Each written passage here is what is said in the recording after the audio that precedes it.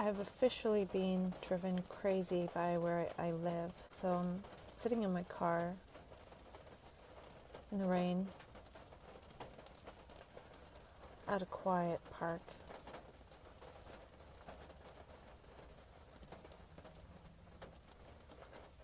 Last night I had a bit of a meltdown, just all the noise was really getting to me. I figure that with the job I have right now, I just need less noise when maybe usually I could be okay with it. One thing I didn't account for on my little jaunt to sit at a park was the fact that eventually I'm going to have to pee.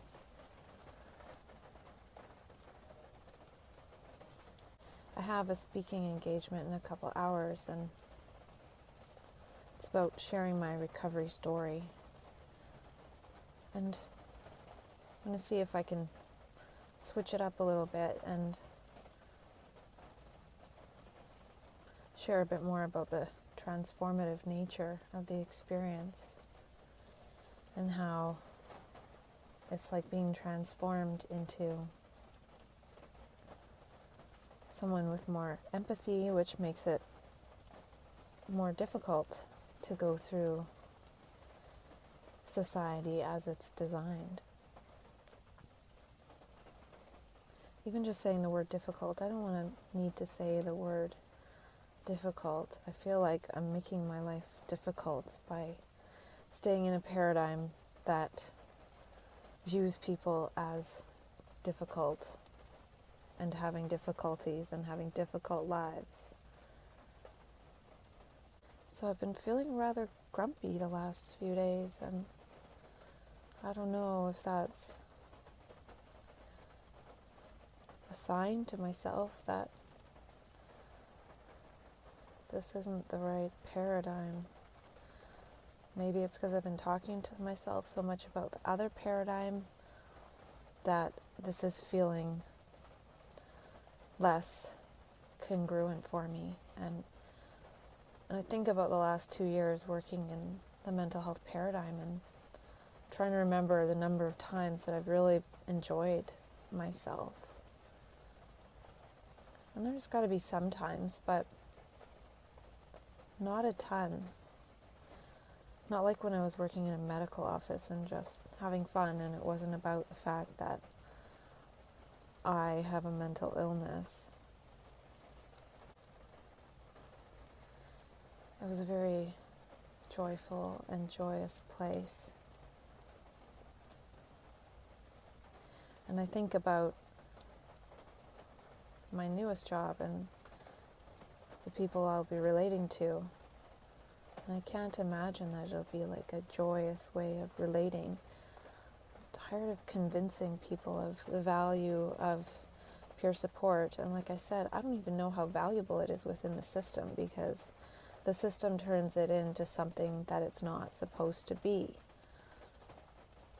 because it doesn't understand the way that it helps people without setting goals and working towards goals and things like that. It doesn't realize that when you really form a relationship with someone, a person will just naturally start to flower, because we're designed to be related. And through the process of having a diagnosis, people often feel isolated and self-stigmatized and all those things. So the relationship helps to heal that, which is impeding the person from naturally moving forward in their life. So to go about it in a systematic way misses the point. And then I'm thinking, well, it would be great if people who are peer support workers could give feedback to the system, to inform the system, to support the system to change, but I don't even know if they'll listen. And they're probably afraid that people with lived experience will come in and take over their jobs. And I was thinking about how before I talked about how recovery for what? I don't like the term recovery anyway, because I think it's a transformation, it's recreation and rediscovery of oneself, and it's developing new lines of intelligence. that aren't valued by society. So then they get sort of missed and lost, and then a person gets funneled into this non-functional, mentally ill person when they're supposed to flower into a different function. So again, recovery for what, if you want to use the term recovery? Well, right now I'm recovering in order to function in the mental health system and not necessarily function as the function that is innate within the transformative process itself. So again, I'm the square peg trying to fit myself into a round hole. Maybe what I'm seeing with all this talking to myself, with all this self-dialogue, is that I'm not really moving into the context through which I'm speaking to myself about. And it was interesting because I opened this book that I have by Timothy Leary called Your Brain is God. And I turned exactly to the page that talks about how Gaia, and he uses the word Gaia, has divisions of labor for humans, sort of like social insects. And certain humans are supposed to do certain functions. And he uses an example where if everybody was scholarly and read and was a writer, well then who would run the shops and who would farm and things like that. So there has to be people with different capacities and intelligences. And I feel like what's happened with this transformative experience is it's a different line of intelligence developing, and it's developing in people in their late teens, early 20s, and throughout their life, because that is actually what's needed by Gaia. And that's again related to everything I talked about the shutting down of the prefrontal cortex. And it's not necessarily that the prefrontal cortex is bad, and I've talked a lot about how it's kind of bad.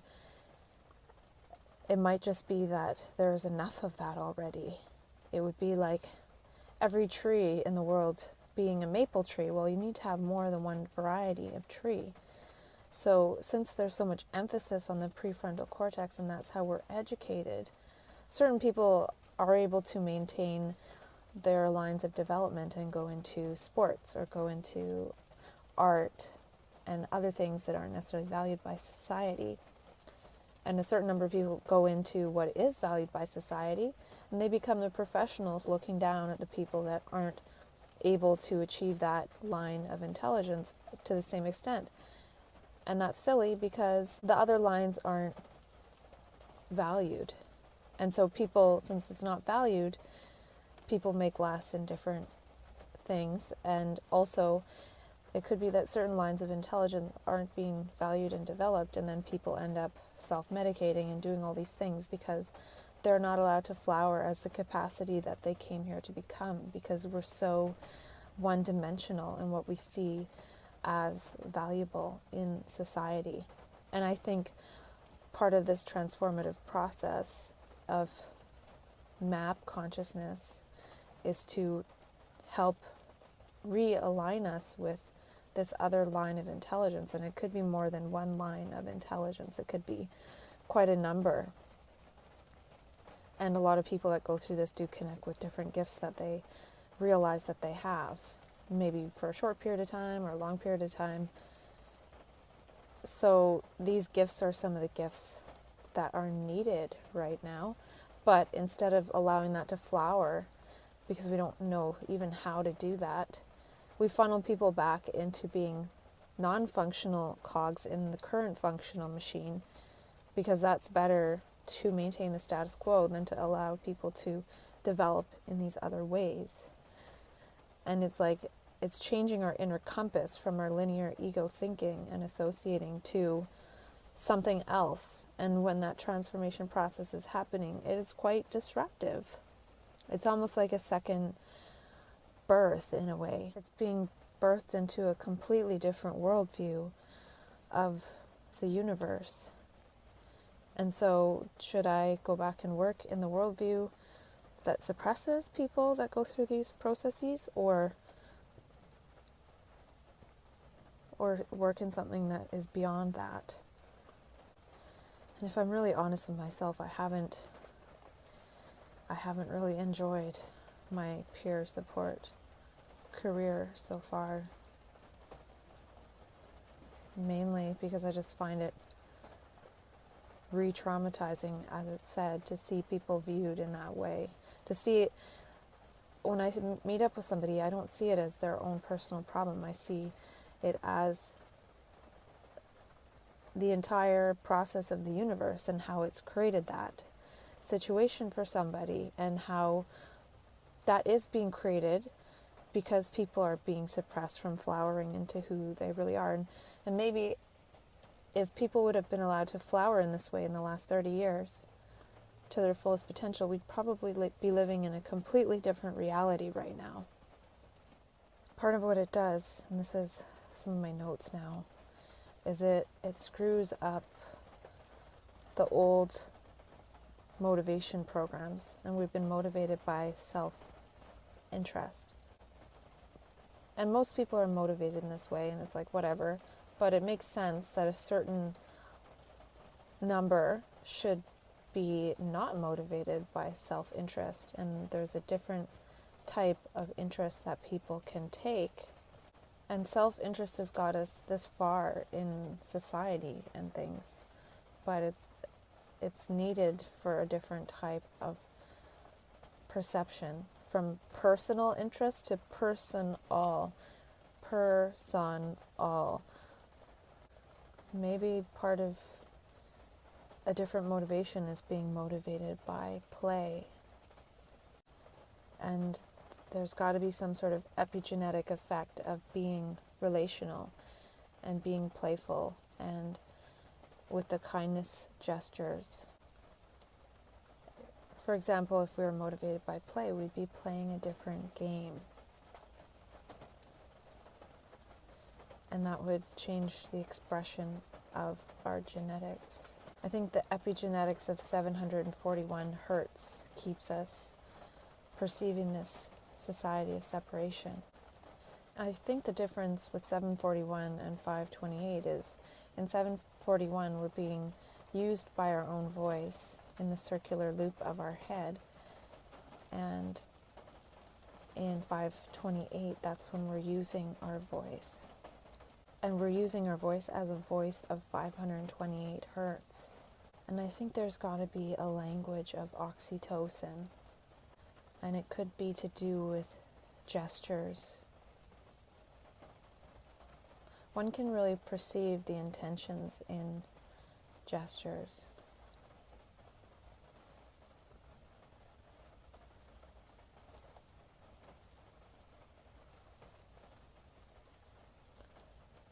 And that could be the power of gestures in a way, because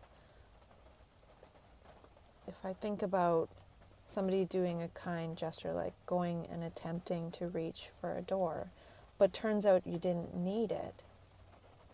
They didn't actually do anything, they just made a gesture for the door to be like, I would open the door for you, but oh, you didn't need it, and then kind of a smile.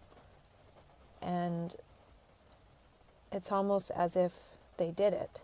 So it's the intention, it's not even really the action. And I think there's a distinction there. And a gesture is recognized as a pattern. So if somebody puts their hand out like this, it's different than if somebody goes like this.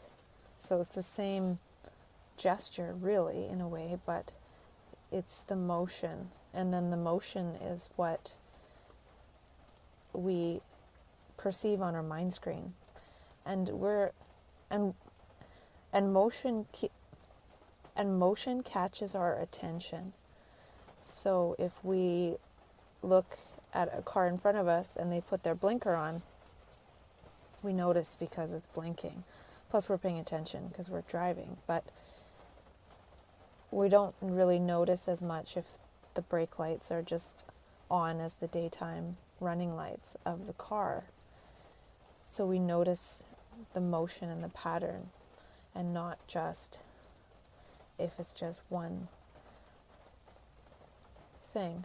But what I'm trying to say is the motion plus the actual object, like the hand, what the hand does, and there's a lot of different things our hands can do, is what is perceived as a pattern. So we could listen to somebody's words and take in that information, and we can listen to their words as well as the tone of their voice and different things, and if it's mismatched, we're actually going to believe their voice tone over what they actually say. So it's more convincing in the tone of the voice. And so with a gesture, it's also a pattern. So what I'm trying to say is that a pattern gets the attention of our inner mind screen more so than linear bits of information. And what I'm trying to say is that that's what makes gesture even more powerful, is that it catches our attention. And we can read intention in gesture. Whereas words, anyone could say anything. And gesture, we can usually tell what the intention of the gesture is. And it catches our attention. I feel it brings us more into the present moment. And it also repatterns a person's mind screen, and that's part of the mirror neurons. Maybe the mirror neurons is the mind screen, and it repatterns them. So kind gestures actually repatterns because it really gets somebody's attention versus just saying something. I feel there's probably an epigenetics of gestures. Maybe it's epigesturetics, and maybe endogesturetics is part of actually perceiving in the moment. So if we're really perceiving in the moment, we'll be more apt to actually perform a gesture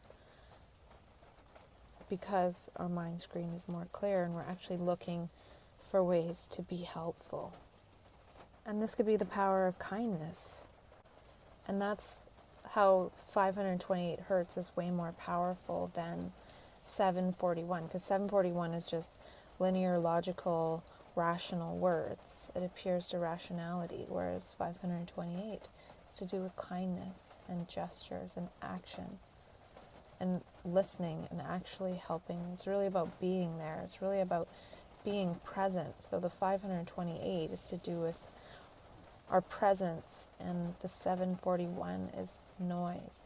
The noise of the prefrontal cortex has designed society, and it can't keep going like this. It needs a different line of intelligence. And I wrote that, and then I read that Timothy Leary book. I skimmed it, and it said something along those lines in the book, which I'll get to later.